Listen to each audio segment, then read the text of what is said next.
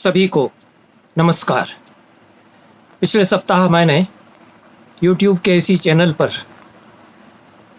Doctor Ramvilas Sharma और उनका सर्वात्मवाद इस शीर्षक से एक वीडियो प्रस्तुत किया था। डॉक्टर रामविलास शर्मा भारतीय साहित्य के श्रेष्ठ अध्येता हैं और भारतीय परंपराओं के, भारतीय संस्कृति के भी वे एक विलक्षण व्याख्याकार हैं। संस्कृत साहित्य का भी उन्होंने गहरा अध्ययन किया है, विशेष रूप से ऋग्वेद तथा संस्कृत के कतिपय कालजयी कवियों का।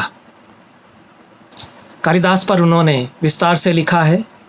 भवभूति पर भी उनकी समीक्षा पठनीय है और मैं समझता हूँ कि परंपरा का मूल्यांकन इस पुस्तक में उनके जो संस्कृत साहित्य से संबंधित निबंध हैं उनको संस्कृत के प्राध्यापकों और छात्रों को अवश्य ही पढ़ना चाहिए।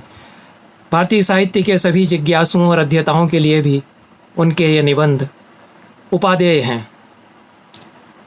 आज के इस वक्तव्य में हम भवभूति पर डॉक्टर रामविलास शर्मा ने जो विवेचन किया है उसकी चर्चा करेंगे। डॉक्टर रामविलास शर्मा ने कालिदास और भवभूति इन दोनों कवियों को उनके समय के समाज के संदर्भ में पढ़ने की, समझने की चेष्टा की है और कवि अपने समाज से किस प्रकार से प्रतिकृत होता है, किस प्रकार से प्रतिक्रिया करता है सामाजिक व्यवस्थाओं को लेकर के, इसका विचार उन्होंने विशेष रूप से इन दोनों कवियों को लेकर के किया है। कालिदास के साथ तारतम्य बताते हुए भवभूति का वे कहते हैं कि जो सामंतीय व्यवस्था कालिदास के समय जड़ पकड़ चुकी थी वह भवभूति तक आते आते उस शुंग काल की या गुप्त काल की व्यवस्था में ह्रास दिखाई पड़ने लगा था। इसलिए भवभूति अपने युग की सीमाओं को अपेक्षाकृत आसानी से ध्वस्त कर सके। भवभूति का जो एक क्रांतिदर्शी, क्रांतिकारी व्यक्तित्व सामने आता है वह ह्रासशील जो सामंतीय समाज है उसके संदर्भ में समझा जा सकता है, ऐसा आग्रह रामविलास शर्मा करते हैं। और वे कहते हैं कि इसीलिए अपने युग की सीमाओं को अपेक्षाकृत अधिक आसानी से ध्वस्त कर भवभूति उनमें एक स्तर पर मानवत्व की प्रतिष्ठा भी अधिक सप्राण रूप में कर सके। इस दृष्टि से शेक्सपियर की तुलना में भी वे भवभूति को अधिक वरेण्य मानते हैं और वे कहते हैं, उनका यह उद्धरण मैं पढ़ रहा हूँ। डंकन की हत्या करने वाले मैकबेथ के प्रति दर्शक में सहानुभूति उत्पन्न करना अपेक्षाकृत सरल कार्य था। सीता को निकालने वाले राम के प्रति सहानुभूति उत्पन्न करना प्रायः असंभव। यह कार्य वाल्मीकि ने नहीं किया, कालिदास ने नहीं किया। उस प्रायः असंभव कार्य को भवभूति ने संभव कर दिखाया। उद्धरण समाप्त। मन लगा कर के भवभूति पर कुछ उन्मुक्त और उदार भाव से रामविलास शर्मा ने लिखा और उनके रचना संसार में, भवभूति के रचना संसार में, साहित्य संसार में निमज्जन उन्होंने किया है। एक जो उदाहरण वे भवभूति को लेकर के प्रस्तुत करते हैं वह ग्रीक परंपरा में अरस्तु ने जो त्रासदी और महाकाव्य इन दो विधाओं को सर्वोच्च स्थान दिया था और कॉमेडी या सुखांत नाटक को उसने गंभीरता से नहीं लिया। अरस्तु का कहना था कि त्रासदी उत्कृष्ट मानव के चरित्र का अनुकरण करती है जबकि कॉमेडी निकृष्ट लोगों का। अरस्तु की दृष्टि में त्रासदी श्रेष्ठ है, ट्रेजेडी, क्योंकि यह जीवन का श्रेष्ठ रूप प्रस्तुत करती है। अरस्तु की त्रासदी के नायक की अवधारणा अंशतः नाट्यशास्त्र की भारतीय परंपरा में, जैसा मैं समझता हूँ, धीरोदात्त नायक की अवधारणा को स्पर्श करती है। कम से कम महाकाव्य, कम से कम महासत्व, उच्च कुल, गांधीर्य तथा संपत्ति और कीर्तिमान, यशोगाथा इत्यादि लक्षण धीरोदात्त नायक तथा त्रासदी के नायक पर समानतया लागू होते हैं। और यदि समानांतर कोई विधा खोजनी हो, नाट्यशास्त्र में जो रूपक की विधाएं बताई गई, रूपक के प्रकार बताए गए हैं, उनकी दृष्टि से हम कह सकते हैं कि करुण रस प्रधान यदि नाटक हो तो वह त्रासदी नाट्यशास्त्र की परिभाषा में हो जाएगा। अरस्तु ने त्रासदी या करुण रस प्रधान नाटक को इतनी अहमियत दी, इतना महत्व दिया, तो यह प्रश्न उठता है कि हमारे नाट्य साहित्य में, हमारी नाट्य परंपरा में और नाट्यशास्त्रीय चिंतन और लक्षण की जो सुदीर्घ परंपरा है 2-2,500 वर्षों की कम से कम सुज्ञात परंपरा भारत में, उसमें क्या करुण रस प्रधान नाटकों की परिकल्पना नहीं थी? भरतमुनि तो स्पष्ट ही करुण रस प्रधान रूपक बताते ही हैं। उत्सृष्टिकांक तो करुण रस प्रधान होता है, आद्यंत उसमें विलाप करता है, आद्यंत उसमें विलाप चलता है, स्त्रियों का विलाप चलता है। महायुद्ध के पश्चात की जो विभीषिका है, युद्ध के जो भयावह दृश्य हैं, युद्धोत्तर जो प्रसंग है, उससे वो आरंभ होता है और किसी उच्च कुलीन महानायक की उसे मृत्यु दिखाई जाती है। अभी उत्सृष्टिकांक का जो 10 रूपकों में एक रूपक है, भरतमुनि लक्षण कहते हैं। तो त्रासदी अनुपस्थित है ऐसा कैसे कह सकते हैं? लेकिन हमारी अवधारणा अलग है त्रासदी की, वो अरस्तु की अवधारणा से मेल खाए जरूरी नहीं है। लेकिन हम सब बता सकते हैं कि त्रासदी भारत की दृष्टि में क्या है। और ज़्यादा बड़ी त्रासदी हो सकती है जीवन की, ज़्यादा विकट, ज़्यादा संकट का अनुभव कराने वाली, ज़्यादा मानवीय मूल्यों सहित गहरी मानवीय संकट का बोध कराने वाली त्रासदी भारत में रची गई है।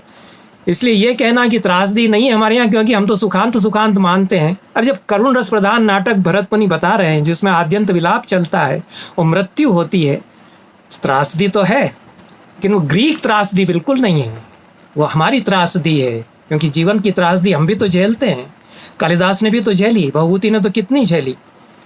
तो ट्रेजिडी नहीं है हमारे, ट्रेजिडी का बोध नहीं है, ट्रेजिक सेंस नहीं है, यह कहना तो नासमझी ही होगी। रामविलास शर्मा इस बात को भी समझते हैं जो मैं कहता आ रहा हूँ। मैंने तो भवभूति पर लिखते हुए बातें उठाई ही हैं, और भी कुछ लोगों ने उठाई हैं। और जब वो उत्सृष्टिकांक की व्याख्या कर रहे हैं तो भवभूति के नाटकों के संदर्भ में ही नहीं, अभिनव भारती के नाट्यशास्त्र की व्याख्या के प्रणेता अभिनव गुप्त बताते हैं कि उत्सृष्टिकांक किसको कहते ही इसलिए हैं कि अपने स्नेही बांधवों की मृत्यु पर विलाप करती स्त्रियों के प्राण दुखावेग में इसमें निकल पड़ने को होते हैं और विलाप इसमें रहता है। इसलिए भारतीय वृत्ति की प्रधानता रहती है, दुख का आवेग रहता है। वाग व्यापार प्रधान भारतीय वृत्ति की इसमें प्रधानता रहती है, इसलिए विलाप बहुत अधिक चलता है। भास का उरुभंग उत्सृष्टिकांक है जो खूब खेला भी जाता है। वामन तो कहते हैं कि करुण रस प्रधान नाटक हमने देखे। करुण प्रेक्षणीयेषु संप्लव सुख दुःखयो यथानुभवतः सिद्धस्तथैव प्रसादयो। वामन जो गुणों का अप्रतिम निरूपण करते हैं, काव्य के गुणों का, वो कहते हैं कि ओजस और प्रसाद ये गड्ढमड्ढ हो सकते हैं कविता में, साहित्य में, नाटकों में। जैसे कि करुण रस प्रधान नाटकों में सुख और दुख का संप्लव, गड्ढमड्ढ होना, एक दूसरे में घुल मिल जाना, ये सुख दुख मिल जाते हैं करुणा प्रेक्षणियों में, करुण रस प्रधान नाटकों में। ऐसा वामन जो लगभग भवभूति के समकालीन है, वो करुणा प्रेक्षणीय, करुण रस प्रधान प्रेक्षणीय नाटक कोई है, वो एक अलग विधा नाटक की भवभूति स्थापित कर रहे हैं। उत्सृष्टिकांक के बाद नाटक भी हो सकता है, और भवभूति तो पूरी परंपरा को चुनौती देते ही हैं। श्रृंगार और वीर ही क्यों नाटक में प्रधान होंगे, करुण रस प्रधान नाटक हो सकता है। केवल उत्सृष्टिकांक जो रूपक का एक प्रकार है, एकांकी होता है, वही नहीं बल्कि 5 या 10 अंकों तक का नाटक भी करुण रस प्रधान होता है, हो सकता है। ये भवभूति स्थापित करते हैं अपने कर्तृत्व से। तो वामन को तो नहीं ही पढ़ा है रामविलास शर्मा ने, जैसा मुझे लगा, परंतु प्रकरण का लक्षण करते हुए यह लक्षण नाट्यशास्त्र में बताया गया कि प्रकरण क्लेशाढ्य विधा है। क्लेश इसमें झेलना पड़ता है पात्रों को, और इसकी रचना में भी क्लेश कवि को झेलना पड़ता है। कवि स्वयं इसकी रचना यात्रा में क्लेश से गुजरता है, आसान नहीं होता है। इसलिए प्रकरण की रचना करना, भवभूति के नाटकों में ट्रेजिडी को, ये जो क्लेशाढ्य विधा कहा, करुणा प्रेक्षणीय कहा, उसको रामविलास शर्मा ने भारतीय संदर्भों में सत्यापित करते हुए कहा कि यूनानी नाटकों में, मैं उनका उद्धरण पढ़ रहा हूँ, यूनानी नाटकों में ट्रेजिडी सुखांत भी होती है। अंग्रेजी आलोचक सुखांत ट्रेजिडी को ही ट्रेजी कॉमेडी कहते हैं। यह ट्रेजी कॉमेडी की अवधारणा रामविलास शर्मा ने दी। बाद में तो संस्कृत में कुछ शोधकर्ताओं ने ट्रेजी कॉमेडी संस्कृत में जो है उस पर कुछ अनुसंधान कार्य भी किया है। मोहन गुप्त की किताब है tragicomedies of Kalidasa and Bhavabhuti, ऐसा कुछ उसका शीर्षक है। मोहन गुप्त प्रख्यात संस्कृत के पंडित हैं, विद्वान हैं। शर्मा जी, रामविलास शर्मा जी भभूति के करुण रस दर्शन को ट्रेजी कॉमेडी की अवधारणा से जोड़कर देखते हैं। न्याय व्यवस्था के साथ व्यक्ति की टकराहट और मनुष्य का संघर्ष भभूति के करुण रस अथवा ट्रेजी कॉमेडी के बोध को तीव्रता प्रदान करता है, ऐसी उनकी धारणा है। रामविलास शर्मा सत्य ही कहते हैं कि देवनिरपेक्ष न्याय व्यवस्था से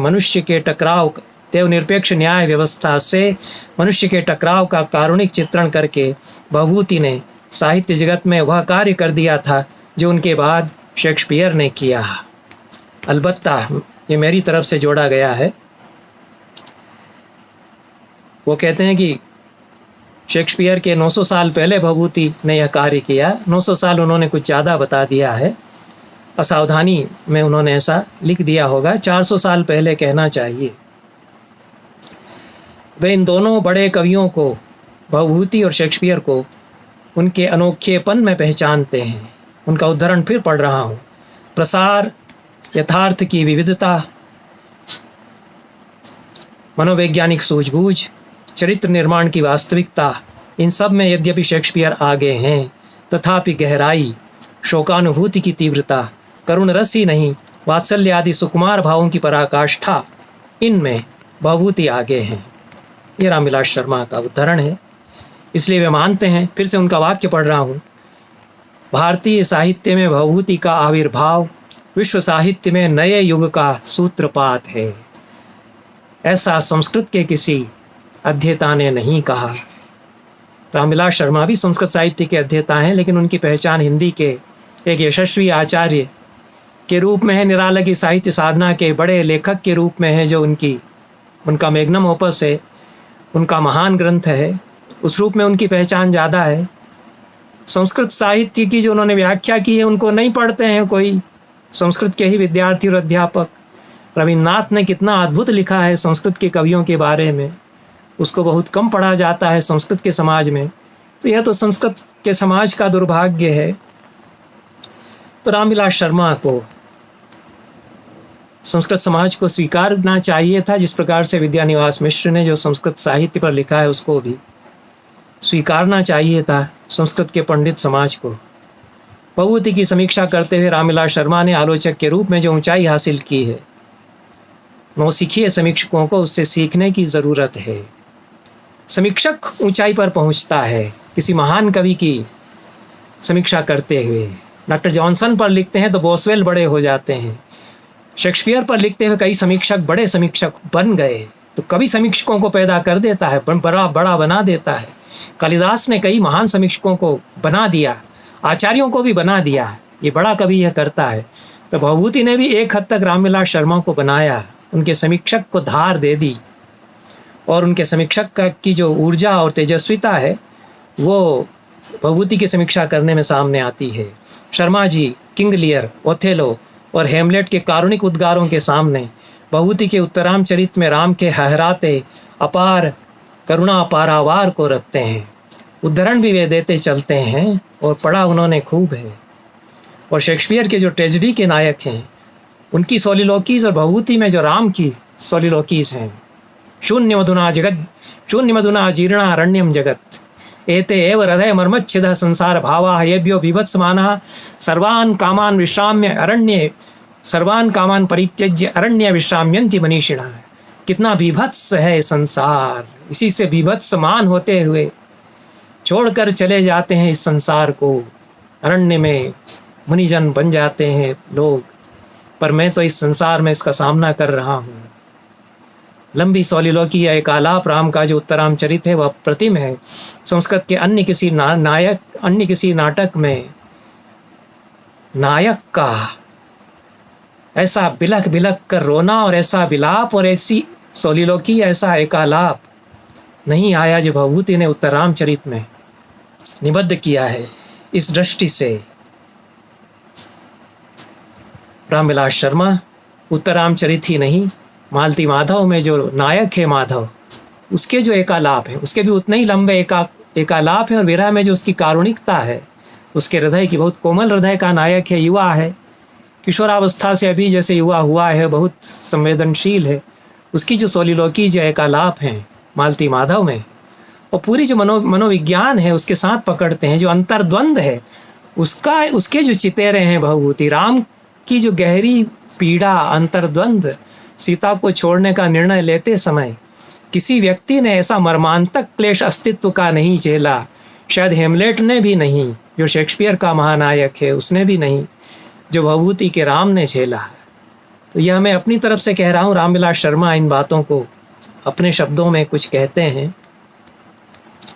भवभूति का मालती माधव प्रकरण कोटि का रूपक है। प्रकरण को आचार्यों ने क्लेशाढ्य विधा कहा है।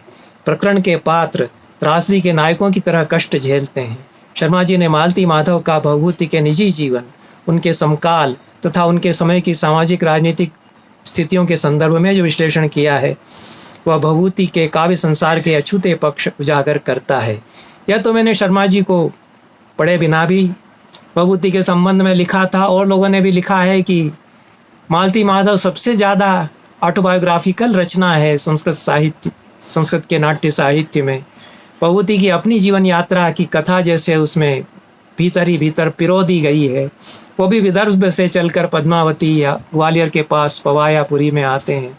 उनके संघर्ष, उनके जीवन की अपनी व्यथाएं माधव की व्यथाओं में, माधव के संघर्ष में, माधव के प्रेम में व्यक्त हुई हैं। और मालती माधव में भी, और उससे बढ़कर उत्तरामचरित में, उत्तरामचरित की अपनी समीक्षा में भी, समीक्षा के अपने औजारों के पैनेपन के साथ भवभूति के भाव संसार की गहराई ही नहीं, भवभूति के सामाजिक सरोकारों की भी शर्मा जी अच्छी पड़ताल करते हैं। कुल मिलाकर के रामविलास शर्मा ने भवभूति को समझने की एक अपनी दृष्टि बनाई है, और उनकी जो भवभूति पर समीक्षा है वह हमें भवभूति को नए सिरे से समझने के लिए स्फूर्त करती है। भवभूति के नाटकों से, विशेष रूप से मालती माधव और उससे अधिक उत्तरामचरित से, शर्मा जी ने अपनी मान्यताओं को सत्यापित करने के लिए उदाहरण दिए हैं। और जो ट्रेजिक सेंस है, जो त्रासदी का बोध है भवभूति का, वो कितना अलग है संस्कृत के अन्य कवियों से। और क्यों भवभूति विशिष्ट हैं कि वे राम को अनुताप में की दहकती हुई ज्वालाओं से गुजरता हुआ जिस तरह दिखाते हैं, और अंततः कोई भगवान नहीं, कोई ईश्वर नहीं, एक मनुष्य है जो अपने संकट से जूझता हुआ उस रूप में राम को दिखाने का साहस करते हैं। क्योंकि भवभूति सबसे बड़े साहसी कवियों में से भी हैं। मैं तो बार बार कहता आ रहा हूँ, जिस तरह से उन्होंने सवाल उठाया परशुराम को लेकर के, 4 बड़े बुजुर्ग लोगों से उनके मुंह पर कहलवाया कि तुम कितने अधपतित गिरे हुए हो, कैसे तुमको हम ऋषि मान लें, जो तुम स्त्रियों के पेट चीर करके उनकी भ्रूणों की हत्या करते रहे हो। परशुराम को सिर झुकाना पड़ता है फिर वहाँ। ये भवभूति का साहस था, यही भवभूति का भी साहस था कि पूजा मत करो। मनुष्य के रूप में जो संकट राम ने झेला, जो वाल्मीकि कहना चाह रहे थे, उनकी बात मैं कह रहा हूँ। और कितनी मर्मांतक पीड़ा, समाज का दबाव, समाज के न्याय की मांग, उसके सामने एक आदमी अकेला झेलता है। राम को उन्होंने एकदम अकेला कर दिया। ही तो ट्रेजेडी है कि कोई नहीं है, कोई मंत्री नहीं, सब चले गए हैं। ऋष्यशृंग ऋषि ने 12 वर्ष के लिए जो यज्ञ आरंभ किया, ये भवभूति की योजना है। अकेलापन राम का बताने के लिए माताएं तीनों चली गईं, वशिष्ठ और अरुंधति चले गए, गुरुजन कोई नहीं। और गुरुजन उल्टे संदेश देते हैं कि प्रजा का चित्त मत कहीं दुखाना, प्रजा का पूरी तरह से ध्यान रखना। ये सारे दबाव, और उसके साथ सीता के लिए अनन्य प्रेम, एक तरफ न्याय व्यवस्था जो उस समय की है, जो राजा के लिए न्याय करने के लिए दबाव डालती है। दोनों के बीच, 2 पार्टों के बीच में राम का चित्त जिस तरह से पिसता है, उसको भवभूति बताते हैं। शर्मा जी ने बहुत सुंदर उदाहरण दिए, हम लोगों को याद हो गए थे, मुझे याद हो गए थे उत्तरामचरित पढ़ते हुए। उसके श्लोक में खूब वैसे ही बोलता था, अभी भी सौभाग्य से बाकी सब बातें भूल जाएं, पर भवभूति के उत्तरामचरित के श्लोक और मेघदूत के श्लोक तो रहेंगे। पर शर्मा जी ने कई जगह बहुत सुंदर पकड़ा है भवभूति को कि कैसे पश्चिम की ट्रेजेडी और भवभूति के नायकों के जो कथन हैं, सौदामनी होना चाहिए, सौदामनी स्फुरण चंचल में सौख्यम, बिजली की लपक की तरह चंचल है जीवन। ये मालती माधव में मकरंद कहता है, जो माधव का मित्र है। इन सब उदाहरणों को प्रस्तुत करते हुए रामविलास शर्मा कहते हैं कि जिस व्यवस्था से टकराकर मनुष्य पीड़ित होता है वह मानव कृत है। उससे मनुष्य टकराता है स्वेच्छा से, कर्म करने में अपनी स्वतंत्रता का उपयोग करके, किसी पूर्व निश्चित दैवी विधान से बाध्य होकर के नहीं। यह जो वर्ण की स्वतंत्रता है भवभूति के राम के सामने, कि उन्हें ही चुनना है कि सीता को चुने या प्रजा के संतोष को, राजा का जो कर्तव्य उनका समय बता रहा है, उनके गुरुजन बता रहे हैं, उनको चुने। दोनों के बीच में क्या चुने? ये टू बी और नॉट टू बी की तरह यह संघर्ष, मनोन्माथी संघर्ष, मन को मथने वाला संघर्ष भवभूति के राम के सामने हो जाता है। इन सब उदाहरणों की मीमांसा करते हुए जनक को ले आते हैं रामविलास शर्मा। वो क्या कह रहे हैं उत्तरामचरित में? उनके सामने सरदय मनुष्य की जो टक्कर है पूरी व्यवस्था से, एक अत्यंत कोमल संवेदनशील मानव मन की टक्कर और उसका घोर कष्ट का झेलना।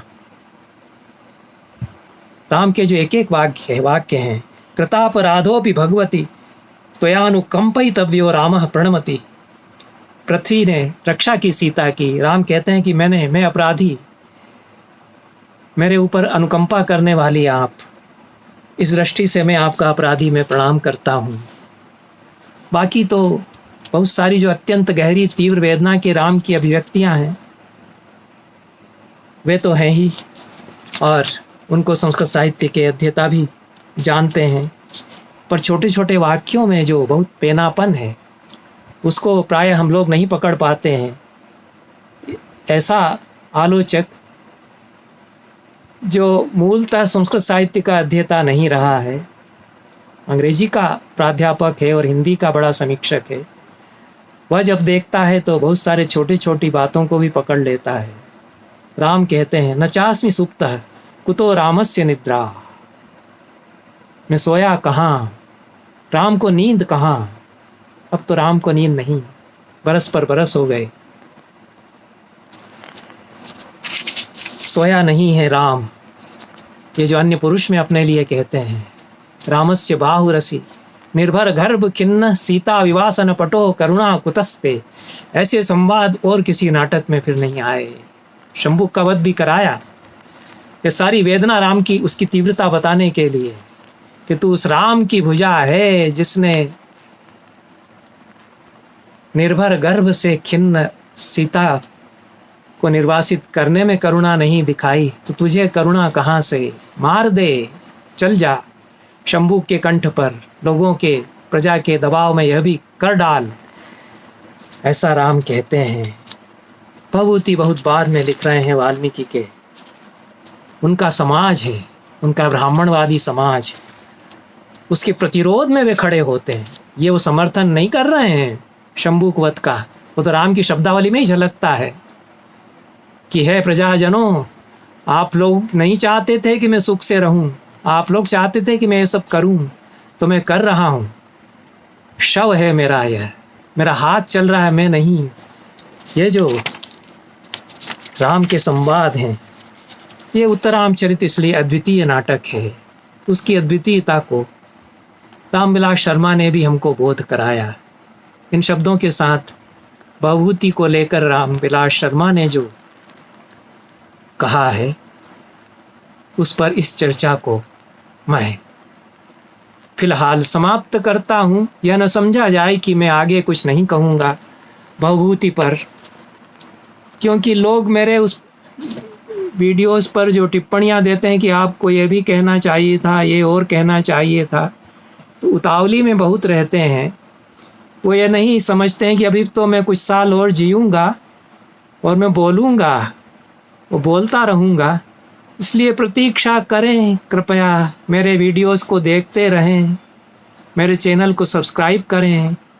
ये शिकायत कम करें कि ये भी आपको कहना ही चाहिए था। मुझे मालूम है कि मुझे ये भी कहना चाहिए था, लेकिन आधा घंटे ही बोलता हूँ, ज़्यादा नहीं बोलता।